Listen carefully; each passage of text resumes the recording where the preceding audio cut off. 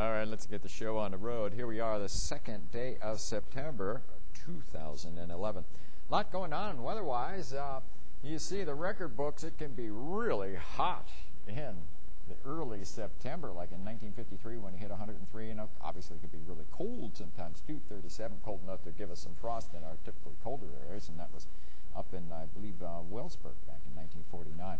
Well, we're going to push the button and show you it's another 90-degree day. In fact, this is the 14th 90-degree day, and it looks like tomorrow will be the 15th 90-degree day this summer. Now, that compares to 15 back in 2005, even though in 2005 we had some hotter highs than we had this year. And last year we had a couple of hotter highs too, and it looks like we're going to end up with about 4 more highs in the 90s for 2010. And just I have to remind you that late September last year we had a 90-degree day. It's possible. I mean, if you go back in the record books, you'll see 90-degree days around here, record highs up to about the 10th of October. After about the 10th of October, you don't see a 90-degree day again until April. So this is a 90-degree day. We don't have many more. We got one more tomorrow for sure, I would say. And then the probability of getting another 90-degree day, well, pretty slim.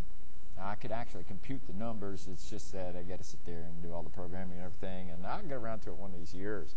Well, right now you're looking at 90 in Washington and Wheeling. We're getting 87 in New Martinsville and Cambridge. Except downtown, I'm sure, is hotter. You got Morgantown 88, and downtown Steubenville is probably hotter than 85. Winds are coming in generally out of the south and southwest. The wind is not helping much. And look at these monster dew points. This is like mid-July stuff. This is like Italian festival humidity.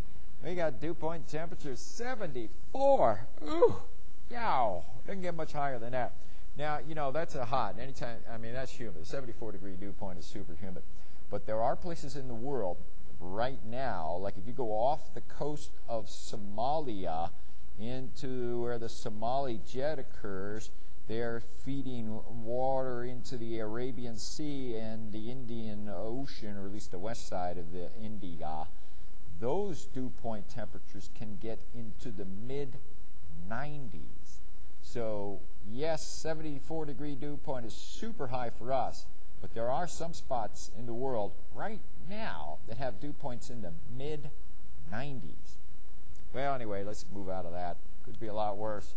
We're just not used to it, you know. I mean, if we had mid-90 dew points every day, then maybe after a couple of years we might get accustomed to it.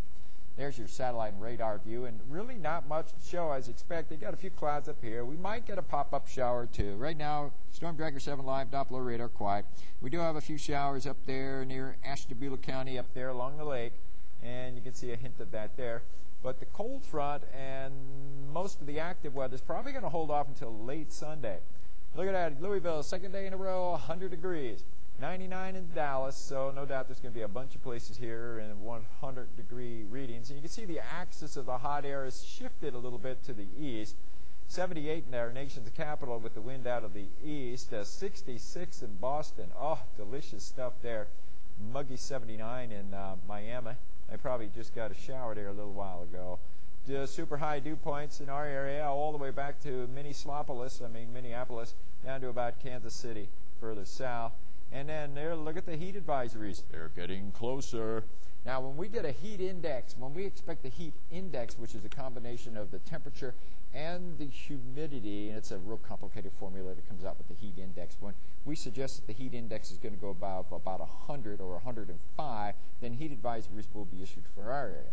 So even though there isn't officially a heat advisory for tomorrow for our area, you can see just to the west there are heat advisories. So basically what we're saying is tomorrow's going to be a hot day. And it'll be the last really hot day of the year, I do believe. Probability is high that that statement is true. Now here's the system that's developing down here in the Gulf of Mexico. And I haven't checked to see whether it's a tropical storm yet or not, but it does have a nice circulation with it. And it is producing some pretty good rains in the boot of Louisiana and southern Mississippi and down over to about Biloxi.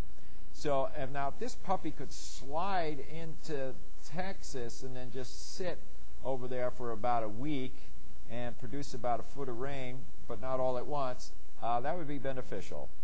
But anyway, that's a big system that's developing, and we're watching that. There's low pressure off the coast here. It's been kind of hanging off the coast, and it's off the coast of Cape Cod, probably about 600 kilometers, 450 miles from there. Anyway, we'll put it into motion for you. We get into our Saturday, still getting this monster, super hot, steamy flow. And I was looking at the Weather Service forecast for Grove City a couple of days ago, and they were saying mid-80s, and I'm beginning to think that Grove City might get up into the upper 80s to near 90. But anyway, you'll watch what happens. The frontal system moves our way. The low pressure moves into the eastern Great Lakes. The chances for showers and thunderstorms go up. Meanwhile, we're indicating a tropical storm. Now, this particular version of Predictor may be wrong about its movement of this system. This version of Predictor is taking it, turning it into an extratropical or non-tropical system over, where's that, Alabama, and then moving it on up into the Smokies. Now, there are some forecasts that are suggesting that, no, it's not going to go up here at all. Actually, it's going to hang off the Texas coast there for a couple of days.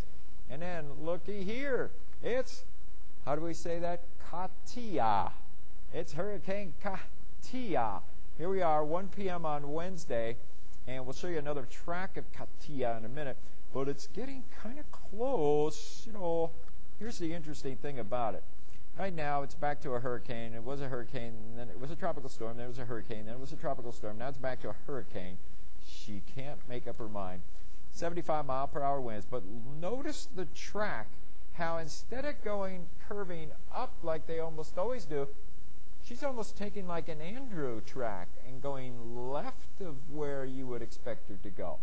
So there could be some interesting things. This is Wednesday morning, so next weekend, maybe next Friday, you know, when we're doing this, we'll have a lot more to say about Katia. All right, well, there's your 7-day forecast. We got the car. It's all loaded up. Got the canoe and everything and the picnic, and everybody's getting ready for Labor Day. And we do labor a lot in this country, especially if you're an auto mechanic. Look at the high on Saturday, 92. We'll cool it off on Sunday. Now, we might underestimate. We might get up near 90 on Sunday. Also, if the stuff comes in earlier, we may struggle to get to 86. But I'm showing if we get storms, and right now the Storm Prediction Center is either they're asleep at the wheel or they're right that there isn't much of a severe weather threat coming here late Sunday.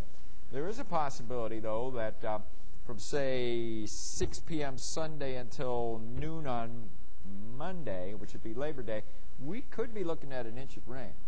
Some of the models that attempt to forecast that are saying maybe an inch and a half. So we'll keep that in mind. But even if we did get an inch and a half, if it's over an 18-hour period and you get an inch and a half of rain, it's no big deal. It's when you get it in a half hour. That's when it's a big deal. And I don't think that's going to happen. But anyway, we got the big Mountaineer Marshall game there, 3:30 over. It starts at 3:30 in Morgantown. So, you know, I'm going to have to say in the forecast, thunderstorms nearby. But I don't know if they'll actually be there or not.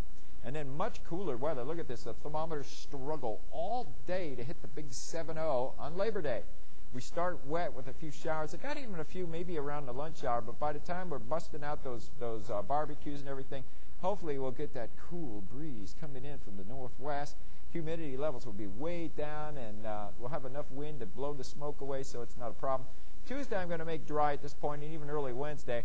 And then there's a big mix-up as to what's really going to happen around here on Wednesday. At this point, I'll stick with my forecast from last night, and I'll give you some showers there Wednesday and a few showers on Thursday. Notice highs, once we get to Monday, highs only in the 70s and lows generally in the 50s. So, I love that kind of weather. So anyway, a lot going on weather-wise, a lot to talk about.